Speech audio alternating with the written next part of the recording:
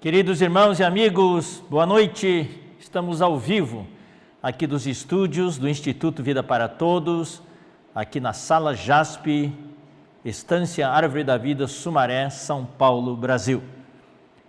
Eu quero agradecer a todos os irmãos pelas suas orações. Depois de uma semana de cirurgia e recuperação, estamos de volta aqui para ministrar a palavra mais uma vez. Agradeço mais uma vez as orações de todos os irmãos, me senti muito fortalecido nesse período e a recuperação foi bastante rápida, louvado seja o Senhor. Hoje à noite é a mensagem número 33, né? E o título da mensagem de hoje à noite é Sobre mim repousa o poder de Cristo. É uma continuação da palavra da semana passada, que era uma continuação da palavra na semana anterior.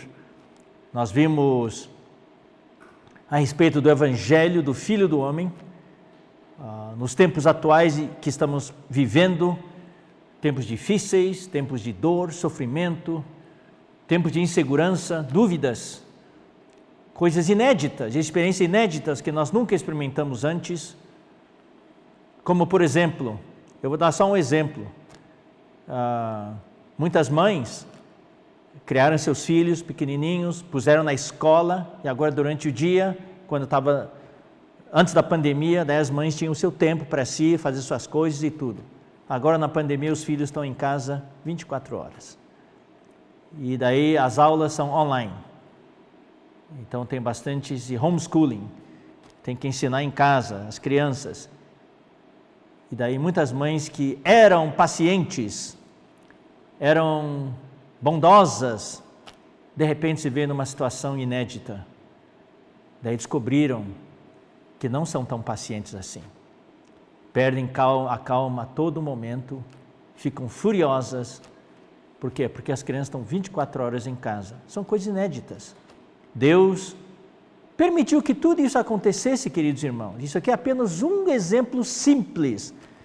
Isso acontece para as irmãs, em todos os aspectos. As irmãs são multifacetadas, as irmãs têm multidimensões, então elas experimentam isso de uma maneira bastante intensificada. Isso acontece para os jovens, acontece para os adolescentes, acontece para os homens, para os varões. No serviço da igreja, tudo mudou. Então realmente a gente se sente bastante inseguro, e é nesse momento que nós temos Jesus como Filho do Homem. Então nós pregamos naquela noite, 3 sextas-feiras atrás, o Evangelho do Filho do Homem, para mostrar que Deus não está alheio à situação. Deus sabe exatamente o que está sucedendo e Ele é poderoso para suprir cada um de nós, a mim e a você, na situação que nos encontramos. E eu espero que aquela palavra tenha sido um consolo para todos os irmãos. E na semana passada falamos sobre se com Ele sofremos. Daí, reticências, a continuação é também com Ele seremos glorificados. E no final da palavra nós falamos um pouco sobre a questão do destino dos irmãos que dormiram no Senhor. Dormiram no Senhor, estão no seio de Abraão, e nós demos muitos versículos e apresentamos, entre aspas, a nossa teologia.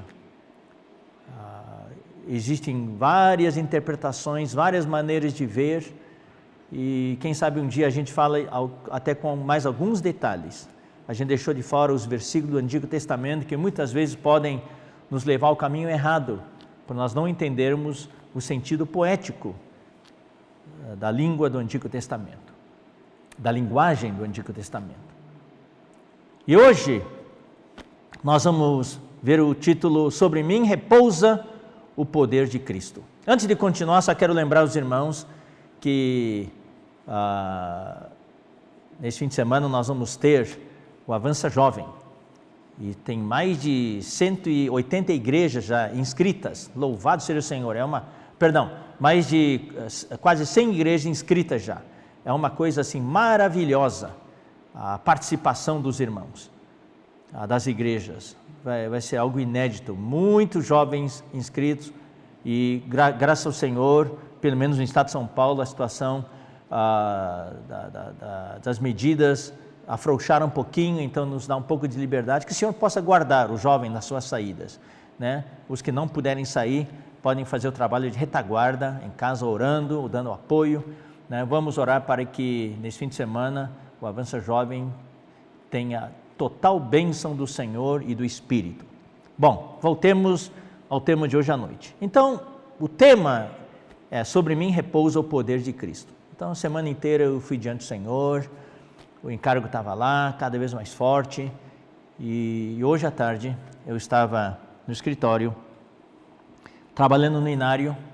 Mais uma boa notícia, um parênteses: o Inário vai sair, o novo Inário, com 1.500 hinos, dos quais vai ser um Inário virtual com 1.500 hinos, mas teremos também um Inário impresso com 1.000 hinos, com os hinos mais cantados entre nós, com mais conteúdo. Então vamos ter um inário bastante grosso, com muito conteúdo, com 1.000 hinos, e o inário virtual com 1.500 hinos. Vai ser um inário completíssimo, com todas as verdades, todas as experiências e com hinos do falar atual de hoje, da palavra profética de hoje. Isso é algo maravilhoso.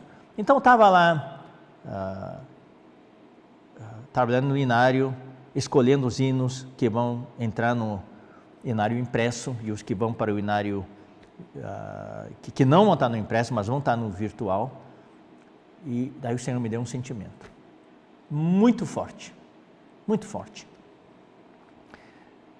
E agora eu tenho até um receio de que, não sei se vamos ter tempo de tocar nesse assunto: sobre mim repousa o poder de Cristo. Talvez não sobre tempo, e talvez tenha que ficar para a semana seguinte. Mas é exatamente sobre isso que eu quero falar hoje à noite. Que nós, os profetas que o Senhor usa para falar, nós até podemos preparar. Nós até podemos ter um encargo, e o Senhor nos dá esse encargo. Durante a semana a gente cultiva esse encargo, ora, vai diante do Senhor, vai nos versículos, ouve a reação dos irmãos, porque não pode ser uma coisa assim, a parte dos irmãos. A gente precisa estar com as antenas todas ligadas, com as antenas parabólicas todas voltadas em todas as direções, e ouvir o clamor do corpo de Cristo, ouvir as necessidades, ouvir as notícias encorajadoras, ouvir as preocupações dos irmãos, porque nós estamos em guerra. Nem todo mundo está em condições de estar na frente de batalha. Muitos que estavam na frente foram feridos, estão se curando para voltar de novo, outros estão se preparando para ir. Todo mundo sabe como é que funciona uma guerra. Talvez, não sei quantos foram para uma guerra, ou talvez uma grande maioria nunca foi para uma guerra, mas a gente sabe, pelo menos a gente assiste filmes de guerra, a gente tem certa ideia de como funciona. E hoje, com as notícias, então a gente está bastante a par. A gente vê os sofrimentos do povo, o êxodo da população, perdas de bens materiais, perdas de familiares, o povo fugindo da guerra. Vemos isso no Oriente Médio, vemos isso na África, vemos isso no Afeganistão, tudo isso. Então a gente tem essas imagens vivas na cabeça. Então nós estamos numa guerra hoje e precisamos ser uma nação forte, uma nação integrada, uma nação que é o povo de Deus. A guerra não é só os soldados, a guerra os soldados estão na linha de frente, mas toda uma infraestrutura, toda uma logística e todo um país que está por trás. E o país que é forte, que é unido, e o país que abraça a causa, vence a guerra. Na Segunda Guerra Mundial, a Alemanha era muito forte, mas depois a estrutura sucumbiu. Os Estados Unidos mantiveram uma estrutura forte e por isso ganharam a guerra. Então, só ter irmãos fortes na linha de frente não é suficiente. Nós precisamos de uma igreja forte.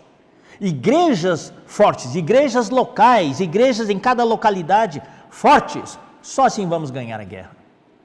Por isso, irmão, você que não pode sair, o irmão Pedro falou isso ontem à noite na live, você que não pode sair, você, por causa da sua condição de saúde, da sua idade e tudo, ou talvez por causa do dom ou ministério que Deus para você, isso aqui nós vamos ver mais para frente, eu tenho um encargo também de falar sobre isso. Nem todos os cidadãos são aptos para estar na frente de batalha com um fuzil na mão, nem todos. Tem aqueles que foram chamados para servir no corpo médico, vão lá atender, carregar maca, nunca vão empunhar uma arma, mas estão lá carregando a marca, salvando vidas. Tem outros que vão trabalhar nas fábricas, produzindo os bens, que vão sustentar uma economia para poder sustentar a guerra.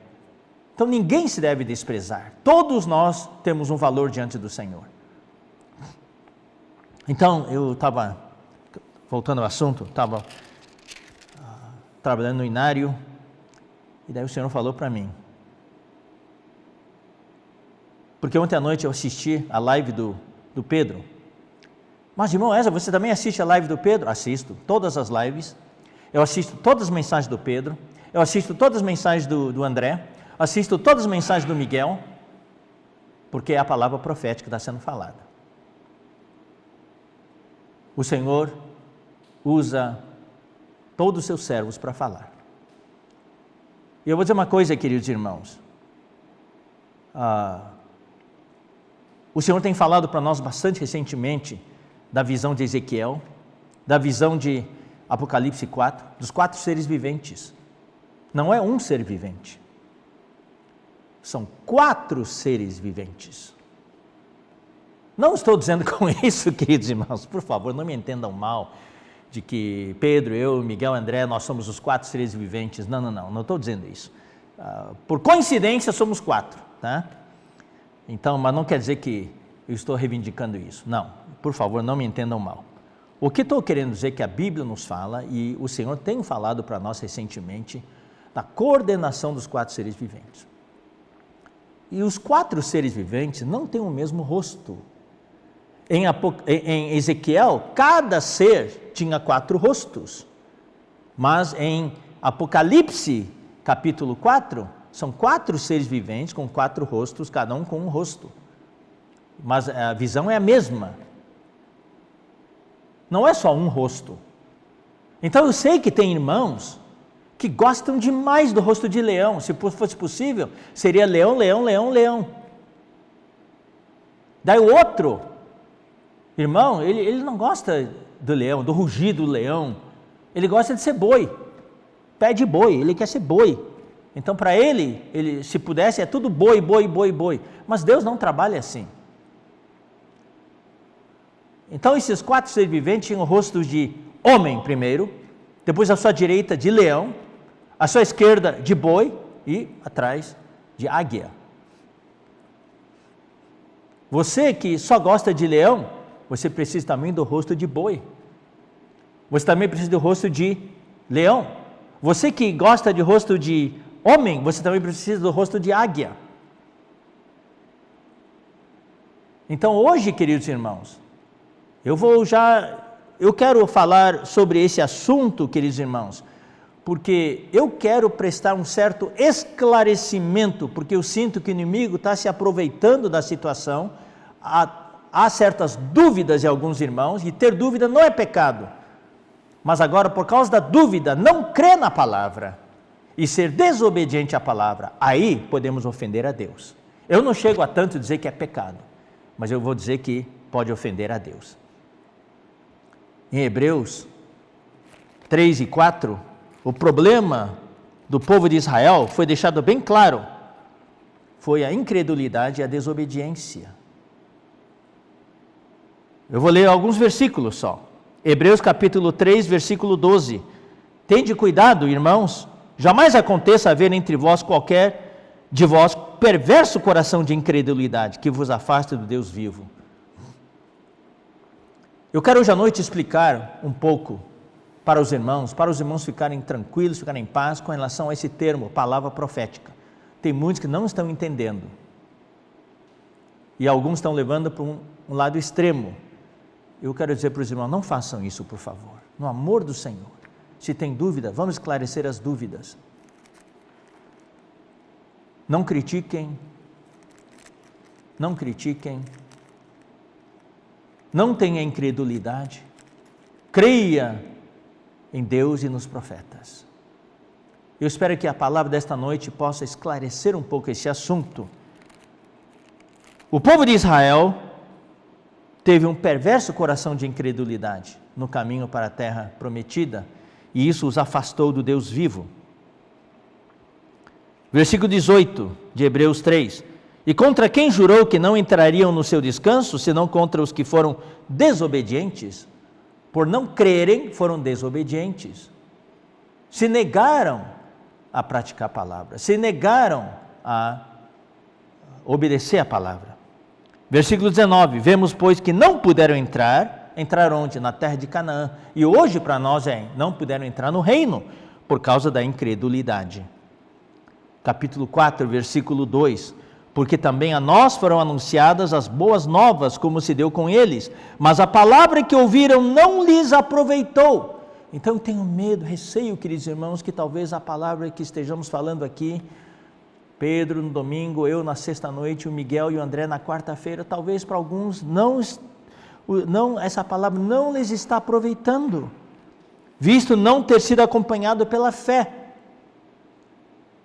por falta de fé. Quer dizer, por que fala assim, não acompanhado de fé? Por causa de dúvidas. Quando temos dúvidas, a dúvida é a ausência da fé, assim como as trevas é a ausência da luz. Então, pelo fato de não ter sido acompanhada pela fé, ouviram, mas não houve o acompanhamento da fé. Daí, a palavra não lhes aproveitou. Por ter não sido acompanhada pela fé naqueles que a ouviram. Versículo 6, visto portanto que resta entrarem alguns nele, e que por causa da desobediência não entraram aqueles aos quais anteriormente foram anunciadas as boas novas. Agora versículo 11, esforcemo-nos pois por entrar naquele descanso, a fim de que ninguém caia, segundo o mesmo exemplo de desobediência. Então, sim, queridos irmãos, eu ouço as palavras do Pedro, todas elas, eu ouço as palavras do André, do Miguel, todas. E quando tenho oportunidade, eu também ouço, participo de algumas reuniões de Partir do Pão, domingo de manhã. Nessas reuniões tem também irmãos que profetizam para as necessidades locais. Então hoje vamos explicar direitinho para os irmãos entenderem que questão é essa. O Senhor hoje fala através dos seus profetas, e há uma coordenação universal. E agora nós vamos explicar para os irmãos entenderem como é que funciona essa coordenação universal. São os 4 seres viventes. Não estou falando especificamente quem é quem, o que é o que, mas há uma coordenação. A palavra que o Senhor fala hoje tem o rosto de homem. A palavra que o Senhor fala hoje tem o rosto de leão. A palavra que o Senhor fala hoje tem o rosto de boi.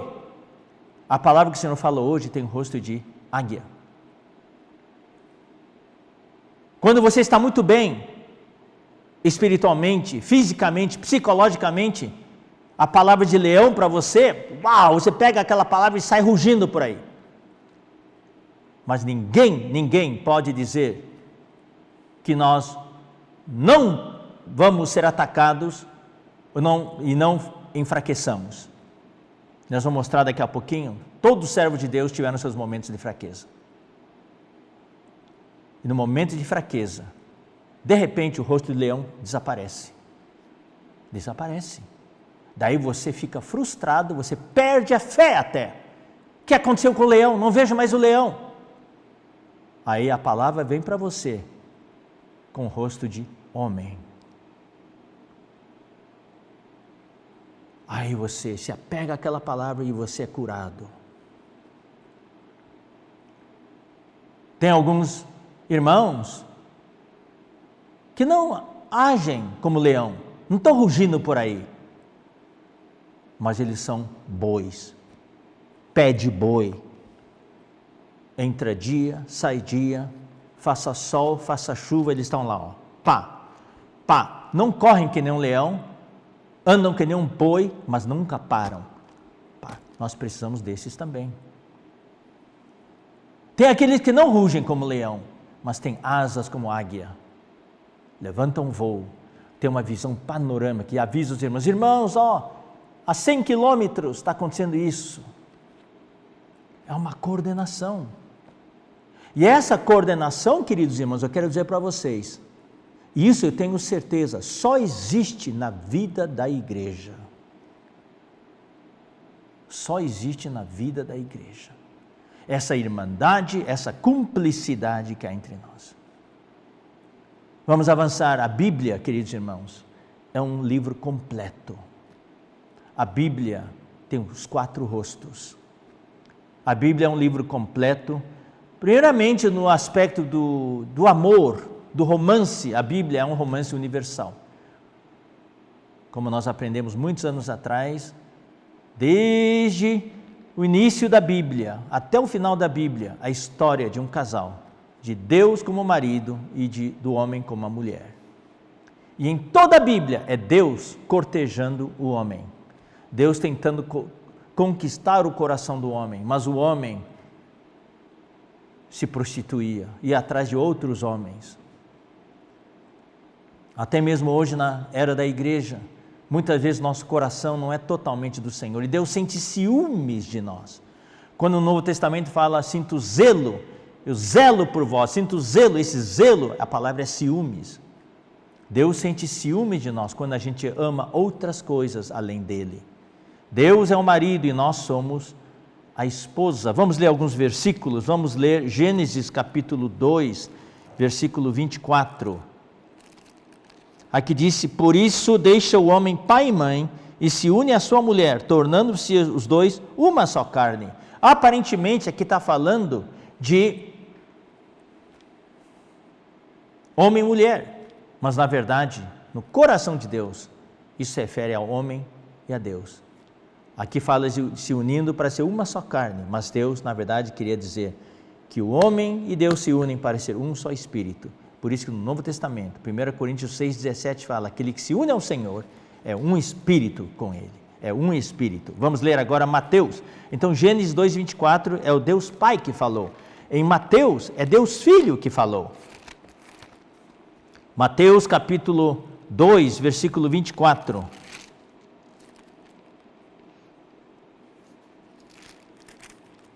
Perdão, eu errei. Mateus capítulo 19.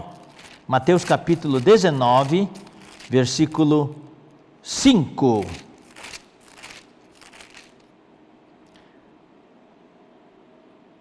Eu vou ler o versículo 3 em diante. Vieram a ele, a Jesus, alguns fariseus e o experimentavam, perguntando, é lícito ao marido repudiar sua mulher por qualquer motivo? Então respondeu ele, não tendes lido que o Criador desde o princípio os fez homem e mulher e que disse, por esta causa deixará o homem pai e mãe e se unirá à sua mulher, tornando-se os dois uma só carne. Jesus citou o versículo de Gênesis 2, 24. Então aqui é Deus Filho, o Filho que falou. Agora vamos ver o que o Espírito fala, em Efésios 5,31, através da palavra do apóstolo Paulo. 5,31 fala, eis porque deixará o homem a seu pai e a sua mãe e se unirá a sua mulher e se tornarão os dois uma só carne. Grande é este mistério, mas eu me refiro a Cristo e a igreja. O casal aqui é Cristo como marido e a igreja como a esposa. Vamos ler também Isaías 54, 5.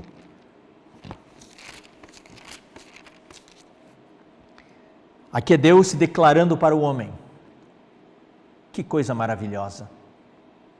Porque o teu Criador é o teu marido. Ou seja, Deus está dizendo para o homem, eu criei você, homem, para ser minha esposa. O Senhor dos Exércitos é o seu nome, o Santo de Israel é o teu Redentor, e ele é chamado o Deus de toda a terra. Capítulo 62, versículo 5. Porque como o jovem desposa a donzela, assim teus filhos te desposarão a ti. Como o noivo se alegra da noiva, assim de ti se alegrará o teu Deus.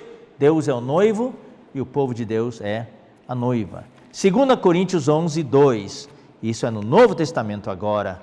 2 Coríntios 11, 2. Paulo fala, porque eu zelo por vós com o zelo de Deus. Ou seja, Paulo está dizendo para os coríntios, eu sinto ciúme de vocês com o ciúme de Deus. É o ciúme santo. Visto que vos tenho preparado para vos apresentar como virgem pura a um só esposo. Querida igreja, vocês são uma virgem pura que eu preparei para apresentar a Cristo, que é o noivo, o marido. Apocalipse 21, 2. Vi também a cidade santa. Isso já é no encerramento desta era, inclusive depois do milênio. Vi também a cidade santa, a nova Jerusalém, que descia do céu da parte de Deus. Quem que é essa nova Jerusalém? É a igreja, ataviado como noiva, adornada para o seu esposo. Louvado seja o Senhor. Capítulo 22, versículo 17. O Espírito e a noiva dizem, vem. No final de toda a Bíblia, temos um clamor, um chamamento de um casal. E quem é esse casal? É o Espírito e a noiva. Dizem, vem. Aquele que ouve, diga, vem. Aquele que tem sede, venha. E quem quiser, receba de graça a água da vida. Então, a Bíblia é um livro completo. Toda a Bíblia mostra esse romance entre Deus e os homens. E no final, um casamento. E a Nova Jerusalém é Deus e os homens morando juntos para sempre. A Bíblia também é um livro completo que fala da cooperação entre Deus e o homem. Cooperação Deus-homem. Cooperação homem-Deus. Mostra todos os lados de quem Deus é, do que o homem é. Mostra todos os aspectos de quem é Deus e quem é o homem. Então aqui eu vou falar assim, rapidinho. Deus, do lado de Deus, Deus é fogo. Isso aí são palavras atuais que nós estamos vendo. Deus é glória, Deus é resplendor, Deus é luz inacessível, Deus no seu trono, Deus no meio dos relâmpagos, Deus no meio dos trovões, Deus na sua onipotência, a onipresença de Deus. Onipotência, Deus é todo poderoso, a onipresença, Deus é todo presente, e Deus é onisciente, que conhece tudo, Ele conhece tudo. Devemos a eternidade de Deus, não tem tempo. Deus não tem nem tempo nem espaço, vai de eternidade a eternidade. A imortalidade de Deus, Ele é o imortal. E o Deus é infinito, infinito. E o homem? O homem é justamente o contrário de tudo que Deus é. O homem é uma criatura, Deus é o Criador. O homem é uma sarça, sem muito valor. O homem é um vaso de barro, sem muito valor. O homem é finito. Então, irmãos, quero que você e eu nos possamos identificar com isso. Vemos Deus na sua grandiosidade, em toda a sua glória, todos aqueles termos que eu mencionei. E nós quem que somos? Nós somos finitos, nós somos mortais, nós somos frágeis, nós somos vulneráveis, somos efêmeros. O que quer dizer efêmero? Efêmero quer dizer passageiros, temporários, transitórios, e somos peregrinos nessa terra. Estamos de passagem aqui. E o que a Bíblia fala, queridos irmãos? A Bíblia fala alguns versículos, eu vou ler para você alguns versículos do Novo Testamento que mostra a transitoriedade do homem, como o homem é transitório, o homem é passageiro. Tiago 4,14. Vós não sabeis o que sucederá amanhã. Que é a vossa vida? Sois apenas como neblina. O homem é que nem neblina, queridos irmãos, que aparece por um instante e logo se dissipa. Vive na terra por alguns anos e quando se vai embora. 1 Pedro 1, 24. Toda a carne é como erva, e toda a sua glória como a flor da erva. seca-se a erva e cai a sua flor. O que permanece? A palavra do Senhor, porém, permanece eternamente. Ora, esta é a palavra que vos foi evangelizada. Esta é a palavra que está sendo pregada a vocês neste momento, queridos irmãos. Então aqui mostra quem é Deus e quem é o homem. E, queridos irmãos, eu acho isso tremendo. E é isso que me faz feliz, é isso que me dá esperança. Deus é tudo aquilo que eu falei, o homem é tudo isso que eu falei. Mas Deus quer cooperar com o homem. Deus é fogo, o homem é a sarça, mas esse fogo quer se unir à sarça. Deus é glória e nós somos vaso de barro, e essa glória quer estar dentro do vaso de barro.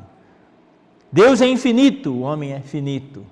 Deus é imortal, o homem é mortal, o homem é frágil. Deus é eterno, o homem é passageiro, transitório. Uau! E esse Deus quer cooperar com o homem. E esse Deus quer que o homem coopere com ele. Em quê? No Evangelho. No Evangelho da glória de Deus.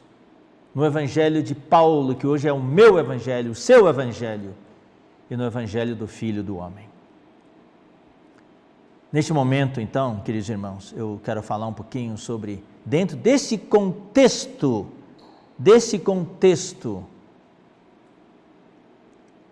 o que é a palavra profética? A palavra profética está inserida dentro desse contexto do romance universal de Deus com os homens, do relacionamento entre Deus e o homem para formar a noiva, que é a igreja, para se casar com Deus por toda a eternidade. E a palavra profética está dentro do contexto do trabalho de Deus, da obra de Deus, da cooperação de Deus com o homem. Então, alguns irmãos têm conversado comigo e eu valorizo o que os irmãos expressam e nós levamos tudo em consideração. Nunca desprezamos nada, nenhum sentimento da parte de nenhum irmão. Então, alguns irmãos falam o seguinte: mas esse termo, palavra profética, não está na Bíblia. Não está na Bíblia.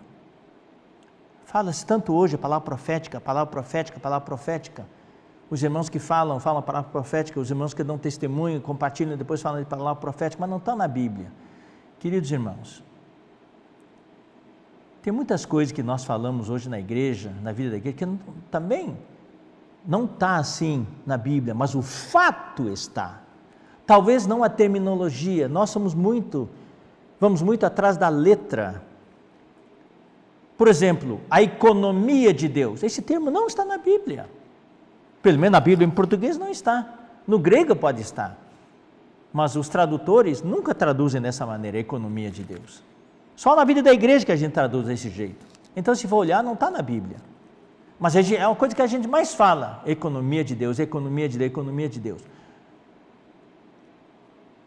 O plano de Deus também está na Bíblia? Não está na Bíblia, não tem esse termo, o plano de Deus.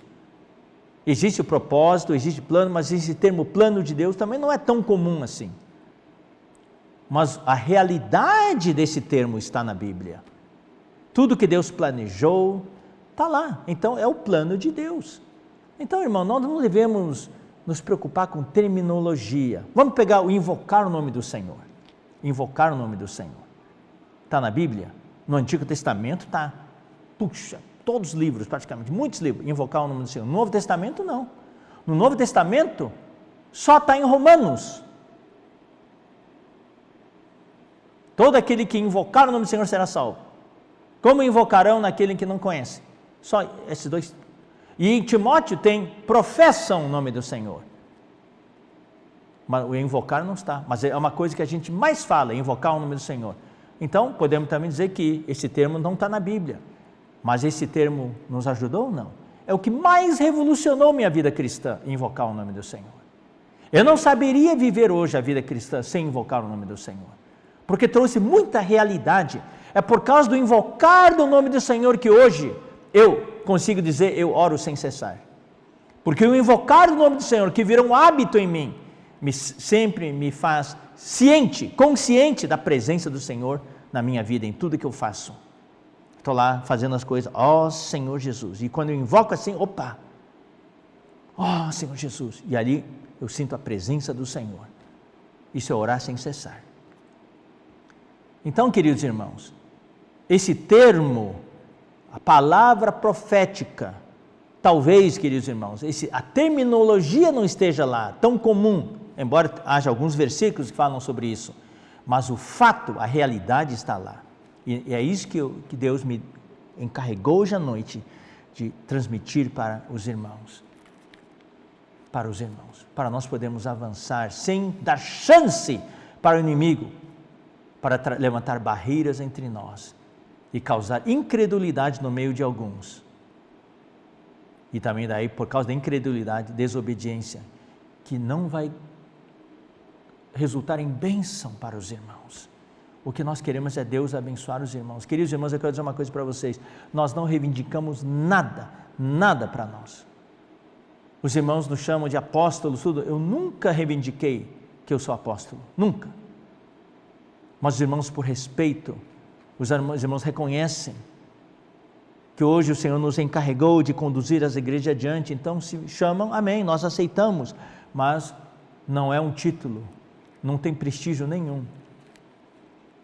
E vocês não sabem, queridos irmãos, quão difícil é estar aqui para falar estas palavras para vocês. Toda semana é uma luta. Eu não estou na frente de batalha da comportagem dinâmica. Eu admiro os irmãos, eu oro pelos irmãos. Todas as equipes de comportagem dinâmica, o PAC em Osasco e todos os que passaram pelo treinamento e aqueles que não puderam ainda ser treinados, os 200 e pouco, 300 comportores que nós temos aqui no Brasil e os comportores que estão sendo levantados nos outros países agora. Eu oro por vocês, mas eu não posso estar nessa frente de batalha, eu estou noutra frente de batalha, não menos importante. A batalha da palavra profética, da palavra que dá direção, da palavra que faz correção, da palavra que muda o nosso rumo. E eu vou explicar logo o que isso significa. Vamos ler alguns versículos no Novo Testamento que falam da palavra profética. E eu quero elaborar um pouquinho em cima desses dois versículos, dessas duas passagens, para os irmãos entenderem. A primeira passagem está em Romanos capítulo 16, versículo 25. Ora, aquele que é poderoso para vos confirmar segundo o meu evangelho. O meu evangelho é o conteúdo de tudo que Paulo escreveu. É do Novo Testamento. E a pregação de Jesus Cristo, ou seja, mais todos os 4 evangelhos, conforme a revelação. Queridos irmãos, o que Paulo escreveu no evangelho dele, mais o evangelho, nos 4 evangelhos, é conforme, não é da coisa que saiu da cabeça dele, não é uma coisa que ele inventou, é conforme a revelação de um mistério. Que mistério? Um mistério que ficou guardado em silêncio nos tempos eternos, desde a eternidade passada, por todo o Antigo Testamento. Esse mistério ficou guardado em silêncio. E aí vem o versículo 26, empolgante, e que agora se manifestou, e que agora se tornou manifesto, através de quem? Através do apóstolo Paulo, pelo menos é o que ele escreveu, e foi dado a conhecer por meio das escrituras proféticas. Escrituras proféticas é a palavra profética, e essas escrituras proféticas só se referem ao Antigo Testamento? No início sim, mas depois que Paulo escreveu as epístolas, depois que ele escreveu Gálatas, Efésios, Filipenses, Colossenses, depois que ele escreveu 1ª e 2ª Coríntios, 1ª e 2ª Tessalonicenses, essas escrituras proféticas fazem parte agora. Todas essas cartas do apóstolo Paulo fazem parte agora das escrituras proféticas. E através do que Paulo escreveu, esse mistério que estava guardado em silêncio nos tempos eternos se tornou manifesto. e foi dado a conhecer. Segundo o mandamento de Deus eterno, é uma coisa que Deus determinou, já na eternidade passada, para a obediência por fé. Entre todas as nações, isso é no Novo Testamento. É uma palavra que Deus revelou através do falar profético do apóstolo, baseado nas escrituras proféticas do Antigo Testamento. Esse mistério, por causa do viver de Jesus, do que ele fez nos 4 evangelhos, da sua morte e ressurreição, e o fato de ter se tornado o Espírito que dá vida, esse mistério que estava guardado em silêncio nos tempos eternos, agora se abriu para nós. E eu vou dizer uma coisa para vocês, queridos irmãos, esse mistério ainda continua sendo aberto. A cada semana, mais mistérios estão se abrindo. Mais mistérios estão se abrindo. Ontem à noite, na live, mais mistérios se abriram. Toda sexta, todo domingo, toda quarta-feira, mais mistérios se abrem. Através do falar profético. O que é falar profético? É o falar dos profetas de Deus. Eu já vou definindo aqui, depois vou explicar um pouquinho melhor. É o falar dos profetas de Deus. Deus levantou apóstolos, profetas, evangelistas, pastores e mestres, de acordo com Efésios capítulo 4, versículos 11 e 12. Os profetas são aqueles que falam pelo Senhor. Não é prever o futuro, mas é falar a palavra do Senhor. E nós vamos explicar logo, logo. E o falar deles é o falar profético, é o falar que vem de Deus. Vamos ler agora 2 Pedro capítulo 1. 2 Pedro capítulo 1, versículos 19 a 21. Temos assim, tanto mais confirmada a palavra profética. Que palavra profética é essa? Inicialmente, é a palavra do Antigo Testamento. Tudo que foi escrito a respeito de Jesus, a respeito da igreja, a respeito do plano de Deus no Antigo Testamento. Mas também inclui hoje o que os apóstolos escreveram. Quando Pedro escreveu isso, Paulo já tinha escrito várias epístolas e Pedro falou, olha, são difíceis de entender. E fazeis bem em atendê-la. Não é duvidar, é atender a palavra profética. Aqui está o termo exato como a gente usa hoje, palavra profética. Vocês fazem bem, claro, você tem direito de duvidar, de não crer, de não obedecer, mas se vocês atenderem essa palavra, vocês estão fazendo bem, bem para vocês mesmos. Como uma candeia, uma lâmpada que brilha em lugar tenebroso. Hoje, no meio das trevas do século 21, a palavra profética que o Senhor está falando é uma candeia. Você sabe, irmãos, quando é treva que nem breu, escuridão que nem breu, uma pequena chama de um palito de fósforo ilumina e te dá referência. A igreja hoje é a coluna e base da verdade. O Senhor me perdoe por falar assim hoje. Por falar assim, a grande maioria das pregações hoje só se preocupa com o imediatismo, com o bem-estar do homem, com os interesses humanos aqui na terra, com riquezas e com a saúde. É importante? É. Mas não é o plano de Deus. Pouco se preocupa com a vontade de Deus. Pouco se preocupa com a vinda do Senhor. Pouco se preocupa com o reino de Deus. E a palavra profética é uma pequena candeia. É pouca força. Não é a palavra profética hoje. Aqui pelo menos nesse versículo fala, não é uma lâmpada. Não é um holofote. As pessoas hoje gostam de ficar debaixo do holofote. Não. Na vida da igreja não tem holofote para ninguém. Essa palavra profética no meio no que diz respeito às verdades, no que diz respeito à revelação, é uma treva que só hoje. E a palavra profética, de pouca força, é uma candeia que brilha em lugar tenebroso, até que o dia clareie. Portanto, essa palavra profética, queridos irmãos, isso me encoraja, tem a ver com a vinda do Senhor. É essa palavra profética que está preparando a igreja de uma maneira não tão chamativa, mas nós que ouvimos, que estamos na vida da igreja, vemos essa palavra se cumprindo, nós sabemos, tem a ver com a vinda do Senhor. Até que o dia clareie e a estrela da alva nasça em vosso coração. Isso aí é o arrebatamento. Quando nós atendemos a palavra profética, nós somos preparados. E o Senhor vai vir para nós, não como o sol da justiça, que já é depois da grande tribulação, mas como a estrela da alva. Para aqueles que estão vigilantes, para aqueles que têm um estado de amar a vinda do Senhor. Versículo 20, sabendo primeiramente isto, que nenhuma profecia da Escritura provém de particular elucidação. Porque nunca, jamais, qualquer profecia foi dada. Nada da Bíblia veio de particular elucidação.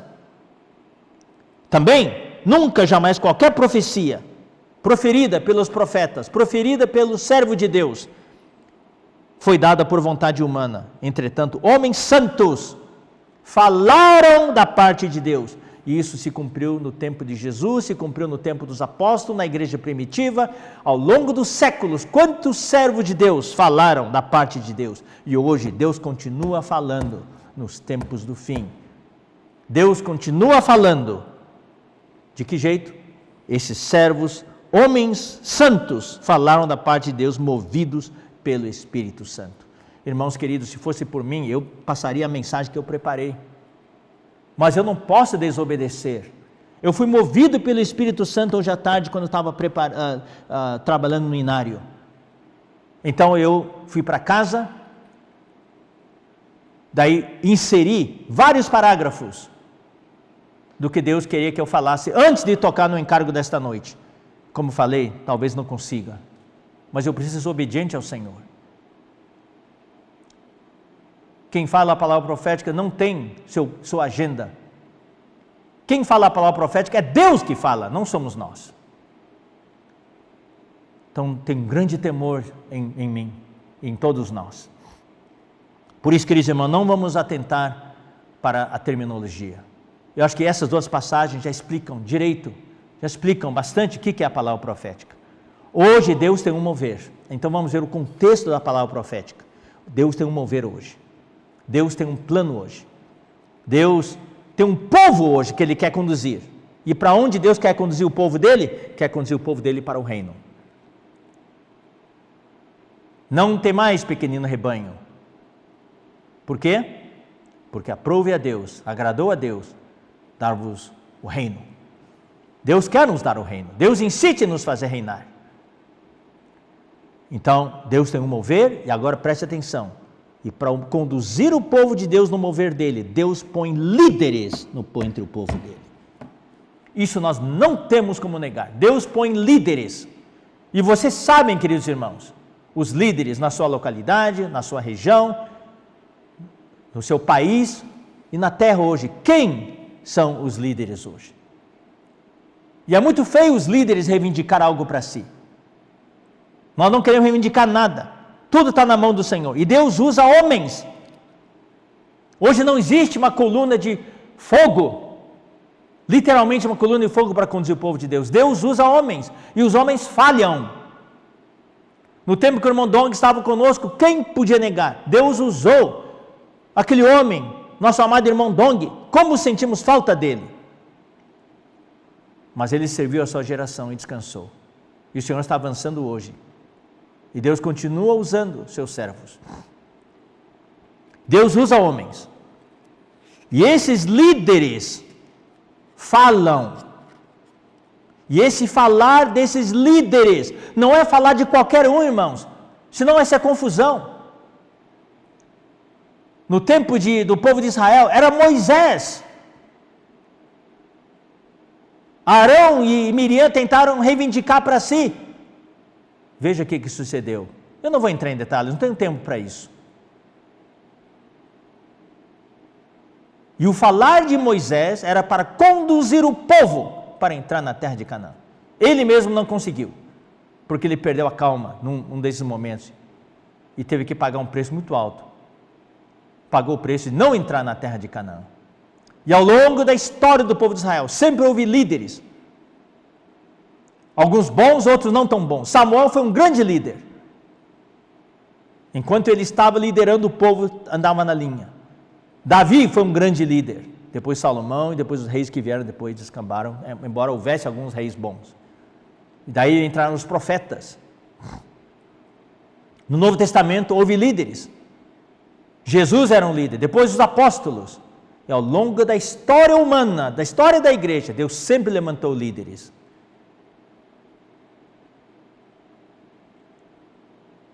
E esses líderes falam. E o falar desses líderes é a palavra profética. Não é só entre nós que fala de palavra profética. Em todos os grupos cristãos hoje falam de palavra profética. Daí, queridos irmãos, eu quero dizer uma coisa para vocês. A palavra profética tem a ver com o ministério da nova aliança. Tem a ver com a questão do ministério, da linha ministerial. Qual é o nosso ministério? O nosso ministério é um ministério único neotestamentário. Só existe um ministério aqui na terra, que é o ministério neotestamentário, o ministério da nova aliança, que é o ministério de Efésios 4, que é o ministério de edificar o corpo de Cristo. Hoje, só existe um ministério singular do Novo Testamento, nova aliança, o ministério que a Bíblia chama este ministério. Eu não vou ter tempo para ler, eu só vou citar para vocês, 2 Coríntios 4, 1, 2 Coríntios 6, 3, isso já foi falado quando estudamos 2 Coríntios, quando falamos do termo, o ministério da nova aliança, esse era o tema da conferência. Atos 1, 17, então aí nós temos este ministério, este ministério, o ministério, este ministério, esses dois termos, para mostrar que não é qualquer ministério, só tem um ministério, que é o ministério, só tem um ministério no Novo Testamento, que é este ministério. Efésios 4, 12, aqui define que ministério é esse, é o ministério da edificação do corpo de Cristo. 1 Timóteo 1, 12, este ministério. 2 Timóteo 4, 11, este ministério, o ministério.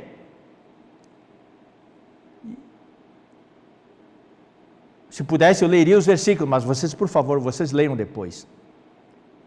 E qual é o propósito do ministério? Tem um conceito errôneo sobre o ministério hoje. Então hoje, se você for olhar, sim, nós reconhecemos, existem muitos ministérios no mundo. Entre os cristãos tem um monte de ministérios, inclusive, quando os cristãos se encontram, a primeira coisa que eles perguntam é: de que ministério você é? Então existe ministério A, ministério B, C, D e assim por diante, uma multiplicidade de ministérios, muitos como algo pessoal, muitos com interesses pessoais. Mas na Bíblia só existe um ministério, que é o ministério de Efésios 4, 11 e 12. Vamos ler agora sim, vamos ler Efésios 4, 11 e 12. E ele mesmo concedeu uns para apóstolos, outros para profetas, outros para evangelistas e outros para pastores e mestres. Não é só apóstolo, não. Não é só profeta, não é só evangelista, também não é só pastor ou só mestre. São os 4 seres viventes. Apóstolos, profetas, evangelistas, pastores e mestres. Todos trabalhando com um fim. Que fim? Versículo 12, de aperfeiçoar os santos para a obra do ministério, para que todos os irmãos façam a obra do ministério. Quando no fim de semana os jovens saírem à rua, estarão ali fazendo a obra do ministério. Depois vem a rede de cuidados para receber, acolher os frutos, obra do ministério. Os que estiverem orando em casa, sem sair, obra do ministério. Os que ofertaram para as despesas, obra do ministério. Todos têm parte. Os que estão na cozinha para fazer um lanche, para quando voltarem comer o lanche, eles não saíram, mas estavam lá fazendo o lanche, obra do ministério. Vão ganhar o mesmo prêmio. Para a obra do ministério, para a edificação do corpo de Cristo. Esse é o conceito bíblico do ministério. Nada particular, nada interesse particular. Então o que Deus quer é fazer a sua obra. Mas Deus põe homens, Deus forma líderes entre o seu povo. O povo não pode andar sem liderança. Se o líder tem a visão, o líder faz a vontade de Deus, o líder é obediente a Deus, todo o povo de Deus é abençoado. Mas quando o líder se desvia, todo o povo se desvia. Isso aqui nós vemos na Bíblia, tantas e tantas vezes. A liderança de Éfeso se desviou dos ensinamentos de Paulo, e a igreja inteira se desviou. E depois todas as 7 igrejas da Ásia abandonaram o ministério de Paulo. Daí precisou do ministério remendador do apóstolo João para voltar e restaurar as 7 igrejas na Ásia. A formação de um líder leva tempo, mas o Senhor tem urgência hoje. Há um senso de urgência. Querido irmão, Deus quer formar você. Deus quer fazer de você um líder para conduzir pelo menos aqueles que estão à sua volta. Você pode ser um líder de uma igreja, numa localidade, um líder de um grupo familiar, líder de uma rede de cuidados, líder de uma equipe de comportores. O que Deus quer é levantar líderes hoje. E o líder não se forma de uma maneira fácil. Não é com técnicas de oratória, não é com técnicas de gestão, mas é a pessoa, a comissão, é o fogo, a missão que recebemos de Deus. Em todas as últimas semanas, o que tenho falado, irmãos, é o fogo do Evangelho. A Bíblia, todas as epístolas de Paulo, tem o pensamento subjacente, o pensamento que está por baixo de tudo que ele escreveu, é o Evangelho. O Evangelho é a motivação de Paulo. Tudo faço por causa do Evangelho. E esse Evangelho não é só ir na rua e levar as pessoas à salvação. É todo um contexto. Nós vamos ver isso depois. Não hoje, mas outro dia. É algo completo, é um ciclo completo. É o Evangelho completo, o Evangelho pleno. Todos precisamos dessa missão.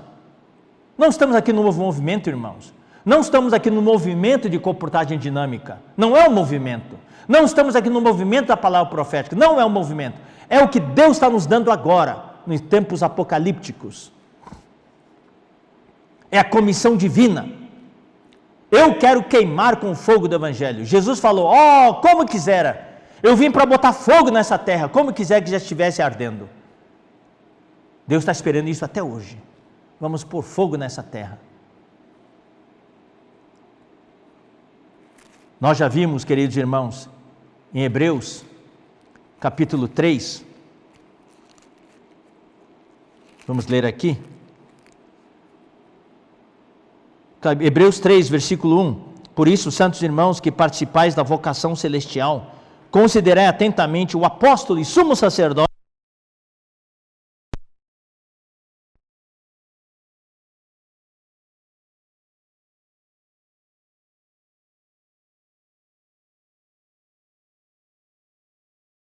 Antigo Testamento e o papel de Jesus no Novo Testamento e, por consequência, o nosso papel no Novo Testamento. Jesus, o qual é fiel àquele que constituiu, como também o era Moisés. Então, tanto Jesus como Moisés foram fiéis em toda a casa de Deus. E a gente viu isso quando falamos na mensagem de 1 Timóteo sobre a casa de Deus. A igreja é a casa de Deus. Deus nos colocou sobre a sua igreja, sobre a sua casa, para cuidar bem da casa de Deus. Cuidar bem de todos os nossos conservos, cuidar bem de todos aqueles que estão na casa de Deus. Jesus, todavia, tem sido considerado digno de tanto maior glória do que Moisés, quanto maior honra do que a casa tem aquele que a estabeleceu. Pois toda a casa é estabelecida por alguém, mas aquele que estabeleceu todas as coisas é Deus.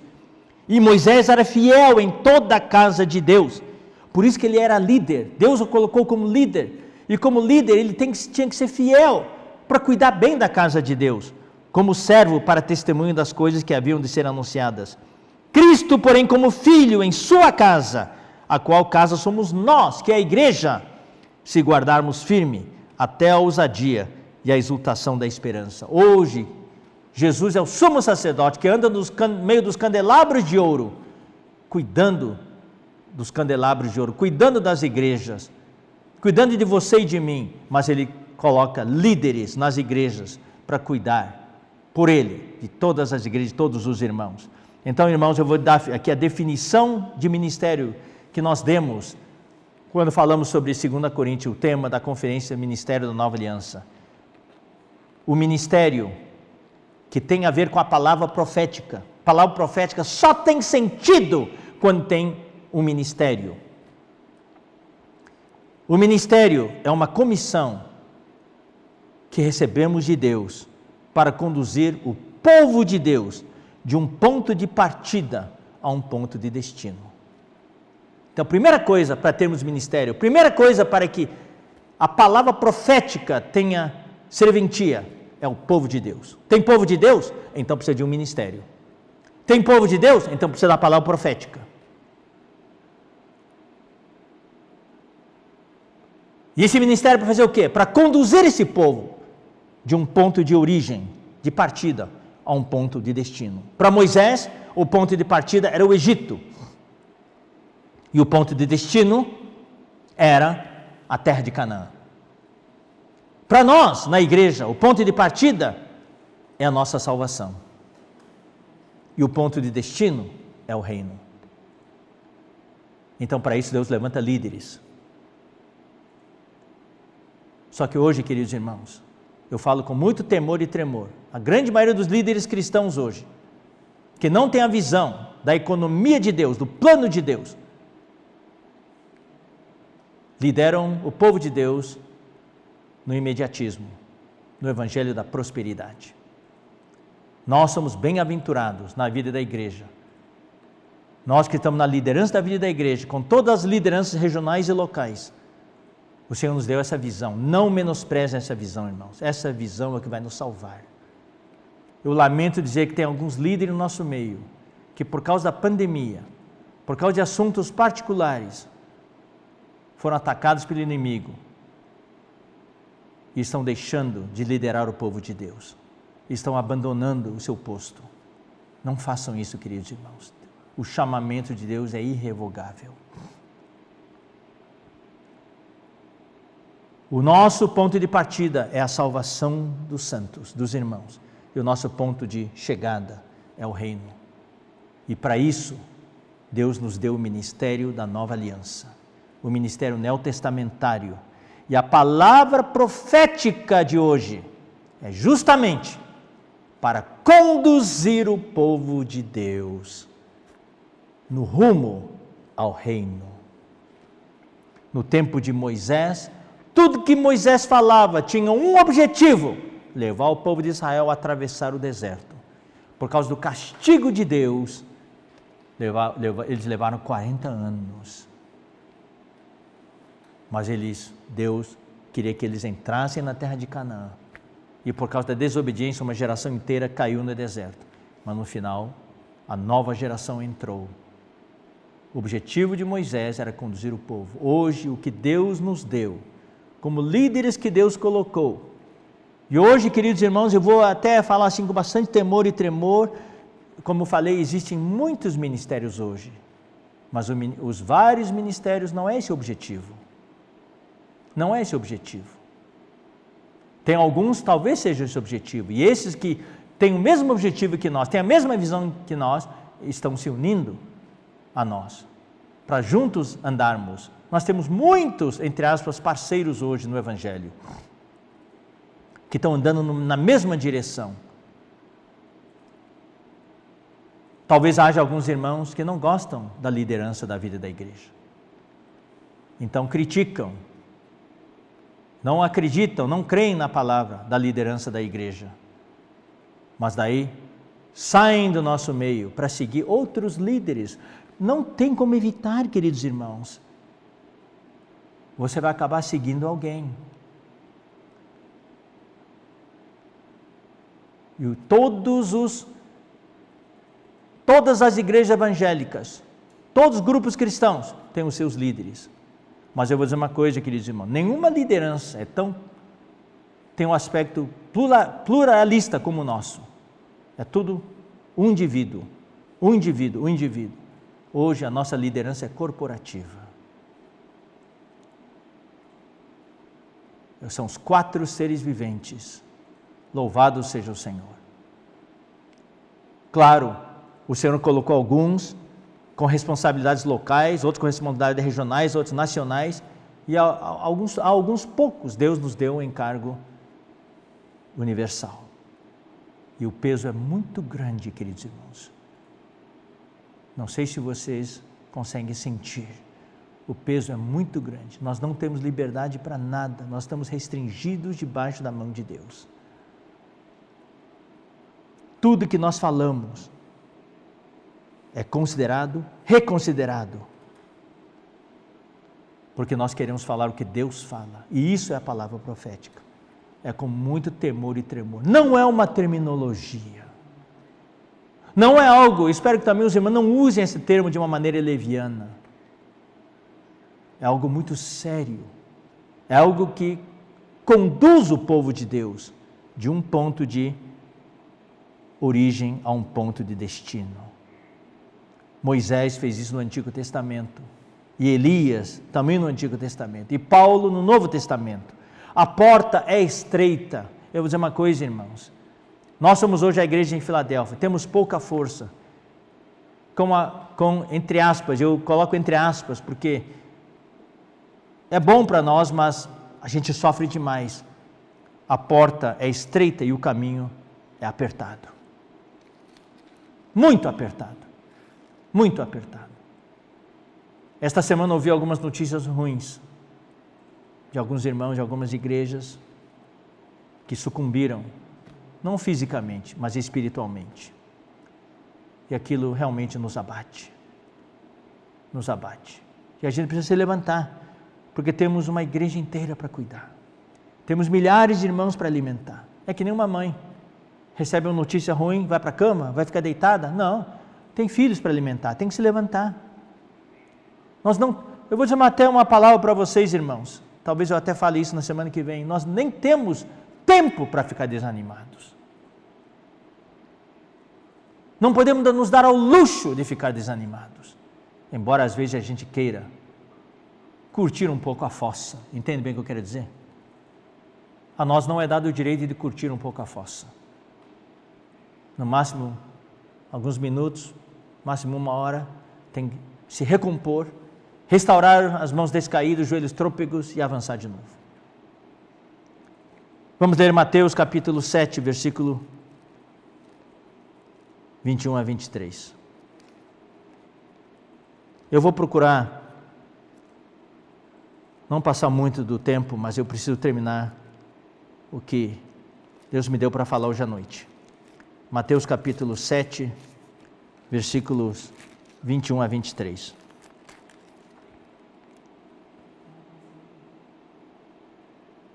Nem todo que me diz Senhor, Senhor, entrará no reino dos céus, mas aquele que faz a vontade de meu Pai que está nos céus. Muitos naquele dia hão de dizer-me, Senhor, Senhor, porventura não temos nós profetizado em Teu nome, e em Teu nome não expelimos demônios, e em Teu nome não fizemos muitos milagres? Não é quanta obra nós fazemos, é se nós realmente estamos na linha da palavra do Senhor, da palavra profética que o Senhor nos deu. Então lhes direi explicitamente, nunca vos conheci, apartai-vos de mim os que praticais a iniquidade. Daí versículos 13 e 14, entrai pela porta estreita, larga é a porta e espaçoso o caminho que conduz para a perdição. Eu não quero andar nesse caminho espaçoso, eu não quero entrar pela porta larga, embora muitas vezes a tentação seja grande. Muitas vezes nós oramos, Senhor, por que a porta é tão estreita? Por que o caminho é tão apertado? Não dá para facilitar um pouco, Senhor? Não dá para diminuir um pouquinho a temperatura do forno? Não dá para aliviar um pouquinho a pressão? Porque estreita é a porta e apertado o caminho que conduz para a vida, e são poucos os que acertam com ela. Então eu quero ler para vocês, queridos irmãos, que nós estamos na vida da igreja, não é de qualquer jeito. A gente pode dizer assim, a gente é muito estreito. Eu vou dizer uma coisa, no Novo Testamento não houve ninguém mais estreito que Paulo. Paulo levantou as igrejas da Galácia, daí vieram os judaizantes lá de Jerusalém e influenciaram as igrejas da Galácia. Paulo ficou furioso, ele se levantou, furioso, e por causa disso foram até Jerusalém para tratar do assunto. Paulo era estreito, no que diz respeito à palavra profética, no que diz respeito a conduzir o povo de Deus ao destino. Irmão, nós somos estreitos, porque a nossa missão vem de Deus. Não quer ser estreito? Então, o caminho é espaçoso. pode desviar para qualquer lugar. O caminho que leva ao reino é apertado. Então vou ler alguns versículos para provar para vocês que Paulo era estreito. Ele não tolerava desvios. Ele não tolerava outros ensinamentos. Ele queria que todas as igrejas que ele conduzia seguissem do mesmo jeito, praticassem a mesma palavra, tivessem as mesmas práticas, até ofertassem do mesmo jeito. Olha só, vamos ler rapidinho, por causa do tempo. 1 Coríntios, capítulo 1, versículo 10.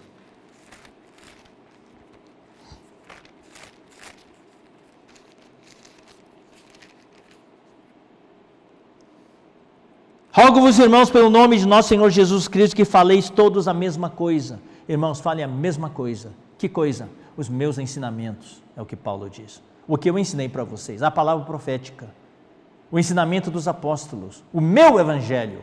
Todos devem falar isso, a mesma coisa. E que não haja entre vós divisões, antes sejais inteiramente unidos, na mesma disposição mental, com a mesma mente, mesmo pensamento e no mesmo parecer, com a mesma opinião. Eu não vou comentar muito por causa do tempo. Romanos 15, versículos 5 e 6. Ora, o Deus da paciência e da consolação e do encorajamento vos conceda o mesmo sentir, o mesmo pensar, você tem que pensar a mesma coisa, de uns para com os outros, segundo Cristo Jesus, para que concordemente e a uma voz, uma boca, com uma só boca, Paulo queria só uma boca em todas as igrejas que ele cuidava. Todos falando a mesma coisa. Glorifiqueis a Deus e Pai de nosso Senhor Jesus Cristo. Filipenses 2:2.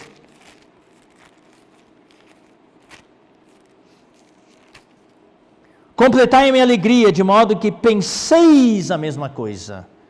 Tenhais o mesmo amor, sejais unidos de alma, tendo o mesmo sentimento, o mesmo pensamento. Capítulo 4, versículo 2, daí que apareceram duas irmãs pensando diferente, uma falando uma coisa, outra falando outra. Paulo falou, não, rogo a Evódia e rogo a Sintique, que pensem concordemente no Senhor, pensem a mesma coisa, pensem com um só coração, sejam unânimes. Paulo era estreito. 1 Coríntios 4:17, especialmente nas epístolas aos Coríntios, Paulo demonstrou ser muito, muito estreito. No que diz respeito à palavra profética, no que diz respeito ao ensinamento dos apóstolos, a direção para as igrejas. Lembrem-se, queridos irmãos, a palavra profética nada mais é do que a palavra do ministério neotestamentário. É a palavra proferida pelos profetas. Existem profetas locais, só aqueles irmãos que podem profetizar, falar a palavra profética? Não. A palavra profética, queridos irmãos, é a direção que o Senhor dá no seu falar. E essa direção pode ser dada localmente. Numa localidade, a igreja está indo numa direção, precisa de correção, Deus vai falar através dos profetas, naquela localidade, a palavra profética para aquela cidade. Numa região, num país, quando Deus quer orientar o país para ir naquela direção, Deus vai usar profetas daquele país, daquela região, para falar a palavra profética. E claro, existe também no sentido universal, como a igreja como um todo, Deus tem os seus profetas. Deus tem os seus líderes que Ele colocou hoje. E a responsabilidade é muito grande, muito pesada, irmãos, muito pesada. Para que todas as igrejas andem na mesma direção, como Paulo está falando aqui. 1 Coríntios 4:17. Por esta causa vos mandei Timóteo, preste atenção, que é meu filho amado e fiel no Senhor, o qual vos lembrará os meus caminhos. Eu quero que vocês sigam os meus caminhos, não os caminhos daquele outro. O diferente falar, é o meu caminho. Em Cristo Jesus, como em toda parte, eu ensino em cada igreja. Eu falei isso, eu ensino isso em cada igreja, e todas as igrejas têm que seguir o meu caminho. É estreito, é estreito. 7:17, 1 Coríntios 7:17. Ande cada um, segundo o Senhor lhe tem distribuído, cada um conforme que o Deus tem chamado. Essa é a minha orientação. É assim que eu ordeno em todas as igrejas. Não é sugiro, não. A palavra profética não é uma sugestão. A palavra profética é uma ordem que vem de Deus. É assim que eu ordeno em todas as igrejas. Essa é a orientação do apóstolo. Eu dou essa ordem. Todas as igrejas vão seguir nessa linha. Capítulo 11, versículo 16. Contudo, se alguém quer ser contencioso, se alguém quer discutir, não concordar, saiba que nós não temos tal costume, nem as igrejas de Deus. Irmãos, eu espero que vocês entendam, no amor do Senhor, não estamos reivindicando nada, estamos mostrando o que significa o ministério neotestamentário, o que significa o falar do Senhor hoje, o que significa a palavra profética, é o falar do Senhor para as necessidades de hoje, para conduzir seu povo, para garantir que seu povo chegue ao destino, é só isso. Não é uma coisa mágica, não é uma coisa mística, não, é simplesmente o falar de Deus através dos líderes que Deus colocou na igreja, para conduzir a sua igreja naquela direção. Ah, mas e aquelas outras igrejas, evangélicas, tudo? Eles têm os seus líderes lá. Se alguém quiser seguir aqueles líderes, ninguém pode proibir você. Mas hoje, na vida da igreja, Deus está nos dando uma direção muito, muito clara. Deus está fazendo soar a trombeta. Uma só trombeta. Hoje existem 1001 trombetas lá fora. Está todo mundo caminhando para cá e para lá, todas as direções. Mas na vida da igreja, nós temos uma só trombeta. E todos nós que ministramos a palavra, soamos a mesma trombeta. Fazemos soar a mesma trombeta. Se alguém quer discutir, saiba que nas igrejas não temos tal costume, nós não discutimos. Capítulo 14, versículo 33. Conservem-se as mulheres caladas, versículo 33. Porque Deus não é de confusão. É para evitar confusão. Se abrir para todo mundo falar o que quer, meus queridos irmãos, vai ter 1001 direções. Toque de avançar, toque de rebate, toque de recolher, toque isso e aquilo. Vai soar 1001 trombetas. Então Deus quer que haja só uma trombeta. E isso, irmãos, é algo que nos torna notáveis no meio cristão. Todos se admiram de que, como podem em toda a terra, tantas igrejas, todas caminharem numa direção. Mesmo os irmãos norte-americanos, quando vieram aqui, anos e anos atrás, ficaram de queixos caídos, de que na vida da igreja que na América do Sul, com 2 línguas, tantos países, todos nós andamos na mesma direção. Essa é a orientação que o irmão Dong nos deu e nos salvou. Louvado seja o Senhor. Porque Deus não é de confusão, e sim de paz. Para vencermos a guerra, precisamos ter paz. Para ver avanço, precisamos de paz. Como em todas as igrejas dos santos. Todas as igrejas. Deus não é de confusão. Capítulo 16, versículo 1. Quanto à coleta para os santos, fazei vós também, como ordenei às igrejas da Galácia. Uau! Paulo, espera aí, isso é estreito demais. Até na questão da oferta, Paulo está dizendo para o Coríntios, não é ofertar de qualquer jeito não. Tem um procedimento, é como ensinei às igrejas da Galácia, sigam aquele jeito lá. Uau, até nisso, Paulo deu a direção. Louvado seja o Senhor. Deus quer conduzir seu povo. Então eu repito, a palavra profética não é uma coisa mística, uma coisa assim supersticiosa, uma terminologia especial. É uma coisa nova entre nós, termos essa, eu vou dizer uma coisa, esse espírito de cumplicidade é algo que nós nunca experimentamos antes, por isso que os irmãos, nós estamos empolgados. 1 Timóteo 1, 3 e 4, está no tema de Timóteo, preocupação de Paulo, o que foi? Ele falou para Timóteo, no versículo 3, 1 Timóteo 1, 3, quando estava de viagem rumo da Macedônia, te roguei permanecesses ainda em Éfeso, para admoestares a certas pessoas a fim de que não ensinem outra doutrina. Não ensinem outra coisa que eu não ensinei. Nem se ocupem com fábulas de genealogia sem fim, que antes promovem discussões do que o serviço de Deus na fé. Para concluir, queridos irmãos, estamos chegando no final. Então a palavra hoje, nós já explicamos muitas vezes, temos 2 categorias de palavra, a palavra fundamental e profética. Se vocês ouviram o compartilhado do Miguel, na quarta-feira passada, ele conciliou tão bem esse assunto. O que é a palavra fundamental e como conciliar a palavra fundamental com a palavra profética. Eu vou dizer uma coisa, irmãos. Todos precisamos da palavra fundamental. Mas todos também precisamos da palavra profética. Tem alguns que enfatizam só a palavra fundamental. Fica em casa lendo mensagens, aprendendo as verdades, mas não seguem a direção que o Senhor está dando. Tem outros que só querem movimento exterior, mas não tem base na palavra. Daí o que eles fazem dura pouco. Porque, irmãos, a igreja é a coluna e base da verdade. A coluna é a palavra profética. A base é a palavra fundamental. Se você não tem a palavra fundamental, desde a redenção até a glorificação, se você não tem a base da Bíblia, você não vai entender quase nada do que é falado. Então eu quero recomendar a vocês, todos vocês, prestem muita atenção à palavra profética, a direção que o Senhor está dando para a igreja. Mas para que essa prática da palavra profética seja sólida, você precisa da palavra fundamental. Senão, não vai durar muito. A empolgação, o entusiasmo só consegue levar você. Irmãos, eu vou dizer uma coisa, já vi muito irmão assim. Fiel na prática, mas não consegue perseverar até o fim. Porque falta a base. Vem um terremoto, a base não é firme e a coluna cai.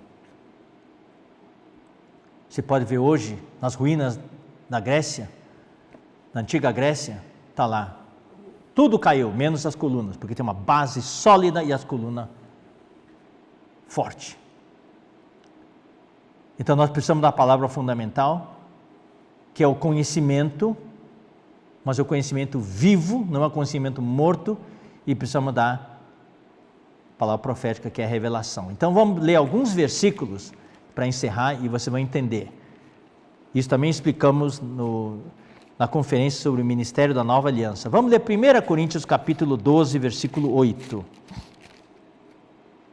Porque a um é dada mediante o Espírito a palavra da sabedoria. Eu já vou explicando. A palavra da sabedoria aqui é a palavra profética. É a palavra que vem dos profetas para dar direção, para suprir uma necessidade atual. E a outro, segundo o mesmo Espírito, a palavra do conhecimento. Isso aqui é a palavra dos mestres, é a palavra fundamental. Precisamos conhecer a Bíblia. Por exemplo, Ezequiel. Se você não conhece o livro de Ezequiel, nunca leu, daí o que o irmão Pedro está falando, uma revelação tão grande. Se você não conhece Apocalipse 4, você vai ficar boiando.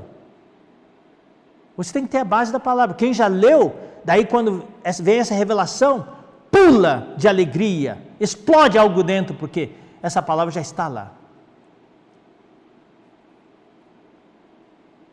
Quando falamos sobre a história do povo de Israel, se você nunca leu, não tem essa palavra fundamental, se você não tem o fundamento sobre a regeneração, o nascer de novo, você tem dúvida da sua salvação, como que a gente vai caminhar? Primeiro ataque do inimigo, a gente já vacila. Então aqui, a palavra da sabedoria é a palavra profética, proferida pelos profetas, e a palavra do conhecimento é a palavra dos mestres, é a palavra fundamental. Vamos ler agora Efésios 1:17.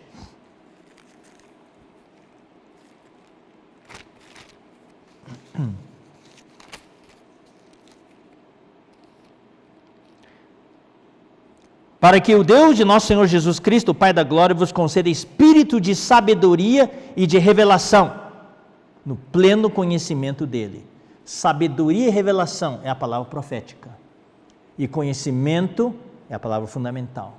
Nós precisamos ter o conhecimento fundamental da divindade de Jesus, da humanidade de Jesus, da sua obra aqui na terra, da sua obra de redenção e da salvação plena de Deus. Então Paulo orou pelo Espírito de sabedoria e revelação para poder receber a palavra profética, no pleno conhecimento dele, para poder ter a palavra fundamental. Vamos continuar, vamos ler 1 Coríntios 14.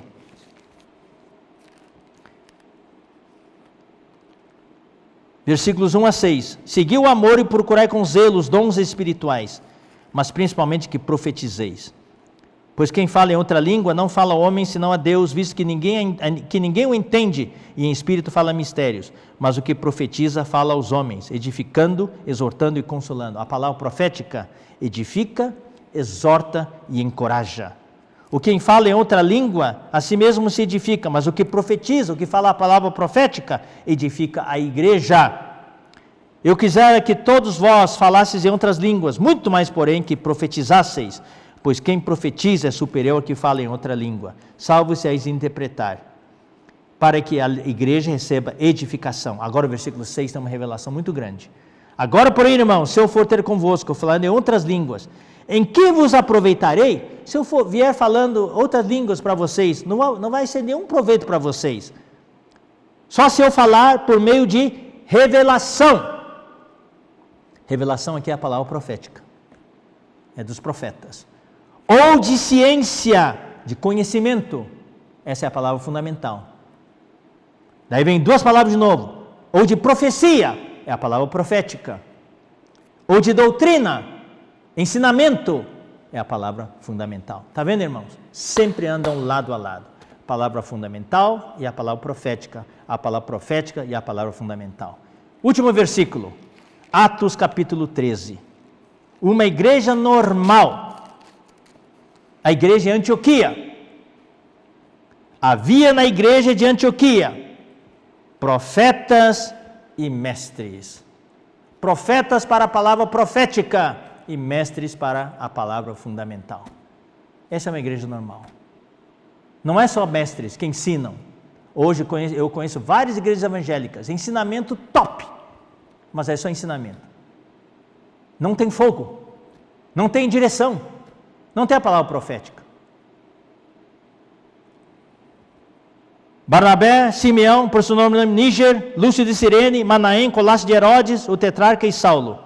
E servindo eles ao Senhor e jejuando, disse o Espírito Santo: separai-me agora Barnabé e Saulo para a obra a que os tenho chamado. Com a palavra fundamental, a base, e com a palavra profética de direção, houve o avanço do Evangelho. Barnabé e Saulo foram chamados e enviados. Então, jejuando e orando, e impondo sobre eles as mãos, os despediram.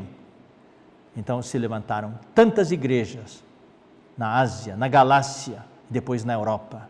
Ou seja, a palavra fundamental e a palavra profética. A palavra profética e a palavra fundamental, juntos, queridos irmãos, fazem a obra de Deus através do Espírito. Eu espero que essa pequena palavra possa ter explicado para os irmãos um pouco o que significa esse termo palavra profética. Não usemos levianamente, é algo sério. Também, irmãos, não tenhamos dúvida. Se tiverem dúvidas, vamos ter comunhão, mas não vamos ter um espírito de incredulidade. Não vamos criticar, porque, como Pedro falou, fazeis bem em atendê-la. Eu repito de novo, é a direção que o Senhor dá, é a palavra que o Senhor dá para conduzir o seu povo, para sair de um ponto de origem e chegar ao ponto de destino. Sem a palavra profética, a palavra falada pelos profetas, a palavra que vem de Deus para conduzir o seu povo, nós não vamos chegar ao nosso destino. Hoje Deus tem interesse em conduzir o seu povo. E eu sinto, queridos irmãos, nós somos bem-aventurados, porque a palavra que nós temos recebido é a palavra que vai nos conduzir ao reino. Que Deus abençoe cada um de vocês.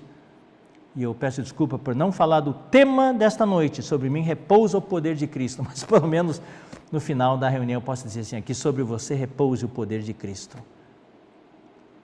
Semana que vem nós vamos falar sobre isso, tá bom? Deus abençoe os irmãos. Senhor Jesus, te agradecemos pelo dia em que nós vivemos. Tua palavra tem sido tão abundante. Não só a palavra de conhecimento, mas também a palavra de revelação e de sabedoria. Sentimos a tua condução em amor, a tua condução em justiça.